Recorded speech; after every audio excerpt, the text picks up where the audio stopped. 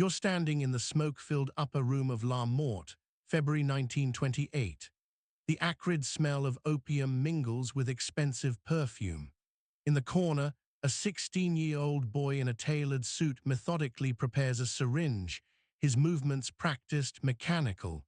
His name is heir to a banking fortune. In 12 hours, he'll be dead.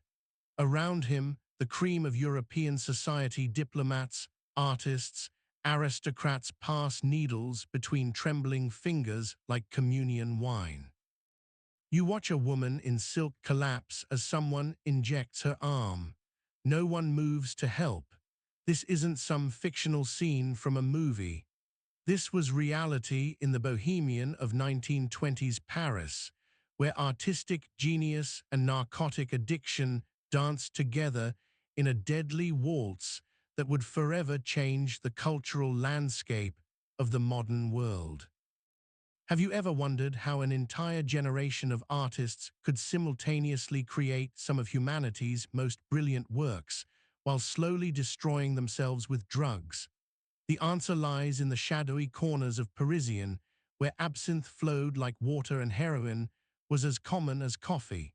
What I'm about to reveal will shatter everything you thought you knew about the romantic notion of the struggling artist. These weren't just creative souls seeking inspiration through chemical means. They were casualties of a perfect storm: post-war trauma, cultural rebellion, and readily available narcotics that turned the city of light into something far more sinister. Today, I'm going to take you inside the hidden world of heroin havens that masqueraded as artistic sanctuaries. You'll meet the real people who lived this nightmare, discover how entire cultures became drug distribution networks, and understand why the most creative period in Parisian history was also its most self-destructive. If this kind of deep historical investigation interests you, consider subscribing. We uncover forgotten histories every week. Now, let me show you how paradise became purgatory. The Great War had ended just a few years earlier, leaving an entire generation scarred and searching for meaning. Young men who had witnessed unimaginable horrors in the trenches returned home only to find their old lives no longer fit. Meanwhile, a new breed of wealthy Americans was flooding into Paris, escaping prohibition and bringing with them both money and a reckless appetite for excess. This collision of trauma, wealth, and rebellion created the perfect conditions for what would become one of history's most dangerous cultural experiments. The of Montmartre and Montparnasse weren't just serving coffee they were dealing in something far more intoxicating and infinitely more destructive. Let me introduce you to Jean, a 24-year-old painter who arrived in Paris in the spring of 1923 with nothing but a battered suitcase and dreams of becoming the next. Jean had survived Verdun, but the nightmares followed him to his cramped studio apartment near. Sleep became impossible. So he began frequenting a notorious establishment where the coffee was bitter, but the real business happened after midnight. It was here that Jean first encountered the needle, not as a medical instrument, but as a gateway to a world where the screaming in his head finally stopped. This owner, a mysterious woman known only as Madame Noire, had connections that ran deeper than anyone suspected. She didn't just serve drinks, she served escape. Within weeks, Jean's artistic output exploded. His paintings took on an quality, full of dreamlike imagery and emotional intensity that critics would later call revolutionary. But what they didn't know was that each masterpiece was paid for with a piece of his soul, bought with German-manufactured heroin that flowed through the like a toxic river. And Jean wasn't alone. They attracted a rotating cast of damaged souls, American heiresses running from conservative families, British poets seeking inspiration, German intellectuals fleeing political upheaval, and French artists trying to forget the war. They came for the atmosphere, but stayed for the drugs. Madame Noir understood something that modern drug dealers still exploit today: creative people make excellent customers. They have just enough money to maintain a habit. They're naturally inclined toward experimentation, and they rationalize their addiction as necessary for their art. They operated on multiple levels. To the casual observer, it was simply another bohemian gathering place where artists discussed philosophy over wine. But if you knew the right words, the right gestures, the right people, you could access a parallel world where heroin was measured in artistic inspiration rather than grams. Regular customers developed an elaborate code. Ordering the special coffee meant you wanted opium. Asking for sugar with extra sweetness was code for cocaine. But heroin, the most sought-after substance, required the most subtle approach. You simply asked if the painter's supplies were available today. Take the case of a Boston socialite who arrived in Paris in 1924 with a substantial trust fund and romantic notions about supporting struggling artists. She rented a spacious apartment in the Sixth and began hosting salons where she would showcase the work of promising young painters and writers. Initially saw herself as a patron of the arts, a modern-day Medici, the next generation of creative genius.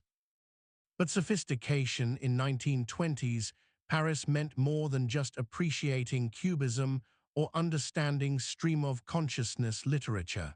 When first visited, she was introduced to a world where artistic appreciation took on physical dimensions. The paintings on the walls weren't just viewed, they were experienced through chemical enhancement that allegedly allowed deeper understanding of the artist's vision. Within months, she had graduated to heroin, convinced that only through personal experience with the drug could she truly understand the art it inspired. Apartment became another node in the network of heroin distribution. Artists would arrive ostensibly to show their work, but actually to score drugs, would purchase their paintings not because she loved them, but because buying art was how transactions were disguised. A canvas that might be worth 50 francs would sell for 500, with the markup covering the cost of heroin. The genius of this system was its. If questioned by authorities, everyone involved could claim they were simply participating in the legitimate art market. But the reality was far darker. Trust fund was being systematically drained to feed not just her own addiction, but the habits of an entire network of artists and dealers. Her health deteriorated rapidly, her became compromised, and her apartment transformed from a salon into a shooting gallery disguised as a gallery space. The most tragic aspect was how the addiction affected the art itself. While initial drug use might have enhanced creativity for some artists, prolonged heroin addiction had the opposite effect. By 1925, the network had expanded far beyond individual. What started as scattered pockets of artistic experimentation had evolved into a sophisticated underground economy that stretched across the entire left bank. The heroin trade had found its perfect camouflage in the bohemian culture, and the results were both magnificent and horrifying. Consider the evening routine at Chat Noir that occupied 3 floors of a crumbling building near the Sorbonne. The ground floor maintained the appearance of respectability. Students debated philosophy over cheap wine. Tourists sampled authentic French atmosphere. But as night progressed and casual customers departed, the real business began. The second floor, accessible only through a narrow staircase hidden behind a bookshelf, housed what regulars called the laboratory. Here, American expatriate chemist-turned-dealer Robert Bobby had set up an operation that would make modern drug cartels envious. Bobby had arrived in Paris with legitimate credentials, a chemistry degree from, and plans to conduct research at the Sorbonne. Instead, he found himself cooking heroin in makeshift labs, using his scientific training to create increasingly pure and potent products. Bobby's customers weren't street addicts desperate for their next fix. They were discerning consumers who demanded quality and consistency. A batch that was too weak would send artists into withdrawal during crucial creative periods. Too strong and valuable customers might overdose before completing commissioned works. The third floor of Chat Noir served as both gallery and shooting gallery. Paintings hung on walls that had seen countless injections, their seeming to shift and dance in the dim gaslight. Artists would arrive with their latest works, hopping to trade canvas for powder. The quality of the art directly determined the quantity of drugs received, creating a perverse market where artistic merit was measured in milligrams of heroin. This system attracted some genuinely talented individuals who might have achieved greatness without chemical assistance. A sculptor from Lyon possessed extraordinary natural ability that had earned her recognition at legitimate galleries across Europe, but the war had killed her and shattered her faith in traditional values. She came to Paris seeking not fame, but forgetfulness. Sculptures, created under the influence of heroin, took on qualities that conventional artistic categories. Working with clay in a near-trance state, she would spend 18 hours straight shaping figures that seemed to emerge from some collective unconscious. Gallery owners noticed work immediately. Her sculptures sold for unprecedented sums to collectors who claimed they could feel the artist's pain radiating from the clay itself. What these buyers didn't realize was that they were literally purchasing someone's suffering, commodified and transformed into aesthetic experience through the medium of narcotic addiction. Meanwhile, the financial mechanics of the heroin network were becoming increasingly sophisticated. Transactions were rarely conducted with simple cash exchanges. Instead, an elaborate barter system had emerged where art, drugs, sex, and social connections were traded in complex multi-party arrangements that made tracking nearly impossible. A typical transaction might involve an American heiress purchasing a painting for an inflated price, with the excess money used to buy heroin that would be shared with the artist and several intermediaries. These arrangements were facilitated by figures like a former banker who had discovered that his financial expertise was perfectly suited to managing drug distribution networks. Never touched heroin himself, viewing addiction as bad business practice, but he understood how to structure transactions that satisfied everyone's needs while minimizing legal exposure. Operated from where he held court every evening from 10 until dawn. Success attracted imitators throughout the Latin Quarter. By 1926, at least a dozen were operating similar schemes, each with its own specialty and clientele. Competition between these establishments sometimes turned violent. When artistes began offering higher purity heroin at lower prices, a mysterious fire destroyed their kitchen and forced them to close for months. The violence was usually subtle, disguised as accidents or coincidences, but participants understood the message. The first major crack in the network appeared in the form of Detective Inspector, a methodical man who had spent 20 years building cases against Paris's most elusive criminals. Wasn't particularly interested in artistic movements or bohemian culture, but he was very interested in the sudden spike in overdose deaths among wealthy foreigners. When the American embassy began French authorities to investigate the deaths of 3 expatriate heiresses within a single month, found himself assigned to a case that would consume the next 2 years of his life. His breakthrough came through the most unlikely source, a 70-year-old concierge named Madame Petty, who worked at a residential hotel near the. She approached with concerns about one of her long-term residents, a young German artist named Weber, who had been living at the hotel for 18 months. What Madame Petty had observed would prove to be the key to unraveling the entire conspiracy. When examining hotel registration, he discovered discrepancies that suggested false documentation. Further investigation revealed that Weber was actually a former German army medic who had deserted during the final months of the war, possessed medical knowledge that made him valuable to the heroin distribution network, but his illegal status in France made him vulnerable to blackmail and coercion.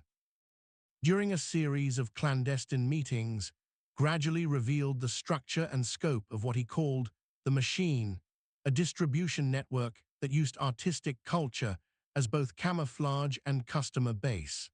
His medical training had made him indispensable to dealers who needed someone capable of treating overdoses without involving legitimate doctors. Through his testimony, began to understand how the network operated as an integrated system rather than a collection of independent establishments. The key insight was that legitimate art sales were being used to disguise drug transactions on an industrial scale.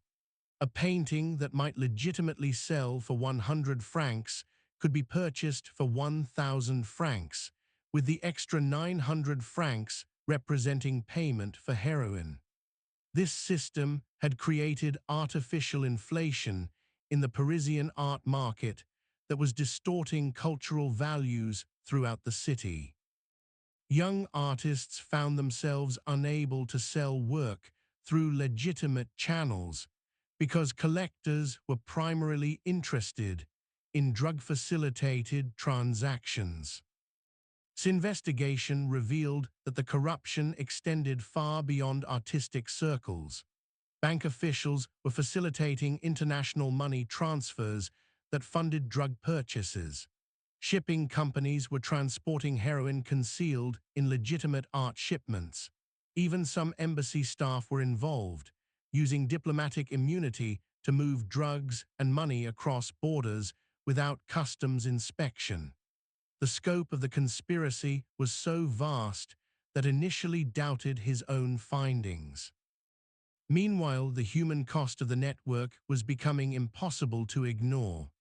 The overdose death that finally triggered serious official action involved Constance, daughter of a British member of Parliament and heir to a shipping fortune.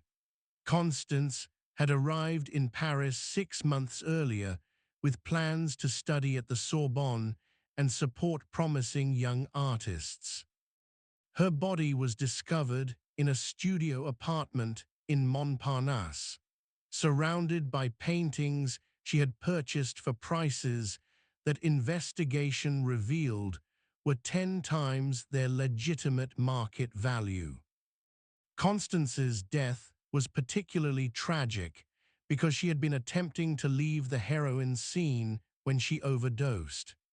Letters found in her apartment revealed her growing awareness that she was being manipulated by dealers who viewed her wealth as a resource to be systematically extracted.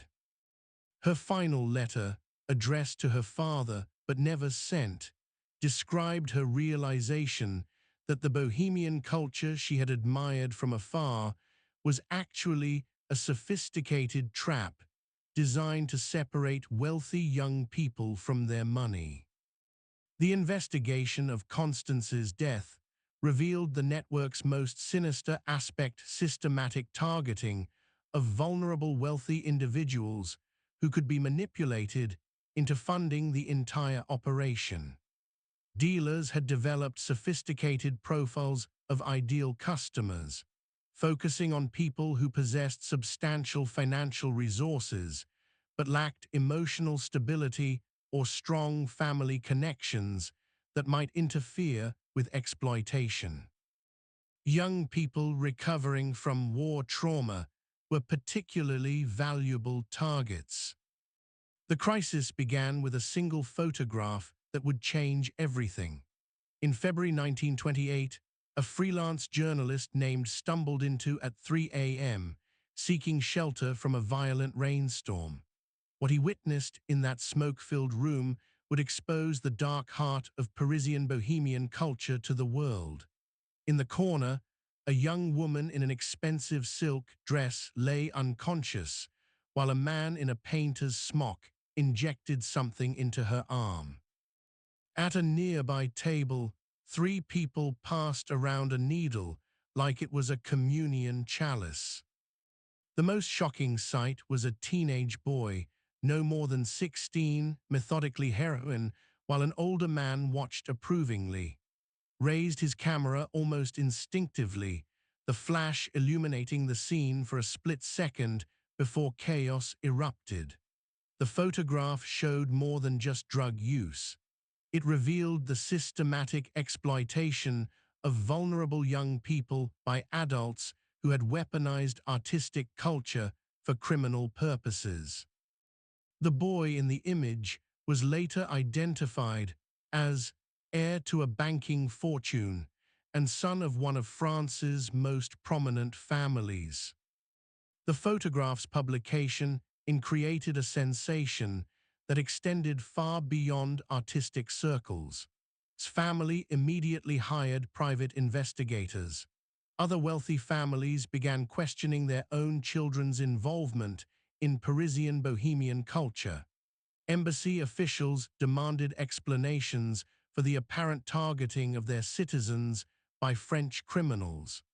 Most damaging was the revelation that the network had been systematically exploiting minors. Investigation revealed at least a dozen other teenagers from prominent families who had been drawn into based drug operations. Detective Inspector used the public outrage to justify increasingly aggressive investigative tactics. Simultaneous raids on 12 network-affiliated locations in May 1928 resulted in the arrest of over 60 people and the seizure of evidence that finally provided a complete picture of the organization's structure and operations.